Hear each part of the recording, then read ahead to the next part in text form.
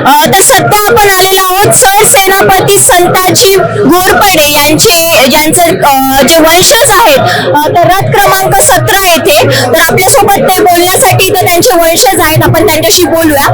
दादा, काय सांगाल, आज आपल्या शिवजयंती आहे आणि आज इतका अभिमानाचा दिवस आहे, तर महाराष्ट्रभर हा दिवस साजरा केला जातो, त्याबद्दल तुम्ही काय सांगाल? शिवजयंती महोत्सव समितीच्या वतीने गेले 12 वर्ष हा उत्सव होत असतो आणि आम्हाला सार्थ अभिमान आहे ह्या सर्व शिलेदारांचा की शिवजयंतीच्या निमित्ताने ज्या स्वराज्यासाठी ज्यांनी आपली प्राणाची आहुती दिली असे सर्व मान्यवर सरदारांना ही खऱ्या अर्थाने एक मानवंदना असते आणि त्यांचा इतिहास हा जगापर्यंत पोहोचला पाहिजे, त्यांचा पराक्रम जगापर्यंत पोहोचला पाहिजे, हाच एकमेव आमचा उद्देश आहे.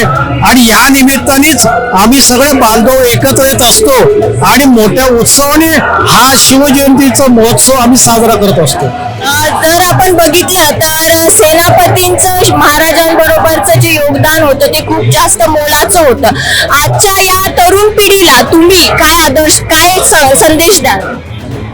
खर तर त्यांचा पराक्रम एवढा मोठा आहे. 3 लाख सैन्यामध्ये घुसून जो सोन्याचा कळस कापतो हा पराक्रम आणि मेन म्हणजे स्वराज्यासाठी ज्यांची एक निष्ठता, स्वराज्याच्या साठी ज्यांनी आपल्या प्राणाची आहुती दिली, यांच्याकडून आपल्याला शिकण्यासारखं एकच आहे की त्यांचा पराक्रम जरी महापराक्रम जरी असला तरी आपण आपल्या स्वामींबरोबर एकनिष्ठ राहावं. कारण आजकालच्या ह्या नवीन वातावरणामध्ये कोण कुणाचं नसतो, पण त्यावेळी जीवाला जीव देणारी माणसं होती आणि म्हणूनच स्वराज्यासाठी खऱ्या अर्थाने आपण छत्रपतींना मानवंदना करतो.